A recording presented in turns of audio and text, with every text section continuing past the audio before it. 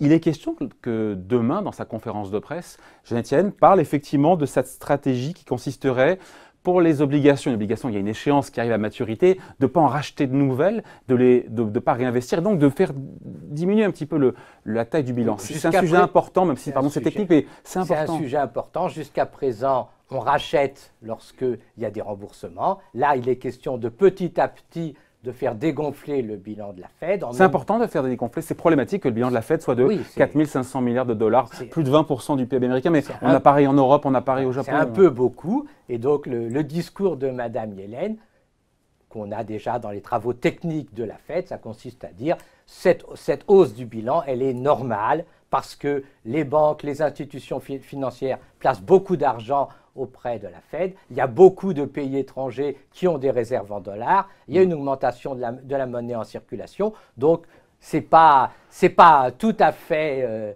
exorbitant qu'effectivement notre bilan est augmenté. Et on va donc, il n'y a pas de danger. Il n'y a pas de danger que les banques centrales conservent des bilans énormes comme ça, gonflés. Elle dit tout à fait clairement, on ne va pas le faire dégonfler brutalement, on va le faire dégonfler lentement. Et puis, le fait qu'on augmente les taux à court terme, ça va augmenter, dit-elle, les taux à long terme. Et donc, on ne peut pas avoir en même temps forte hausse des taux courts et dégonflement de notre bilan. Donc, d'abord, on va augmenter les taux courts, on va voir ce que ça donne et on dégonflera le bilan après. Donc, c'est pour rassurer les marchés. Il n'y aura pas de coup dans lequel, brutalement, les taux d'intérêt à long terme flamberaient en raison d'une politique de la Fed. La Fed contrôle quand même jusqu'à présent, elle contrôle l'évolution. Le seul risque, ça sera évidemment que Trump donne des chocs trop forts, ce qui obligerait la Fed à réagir.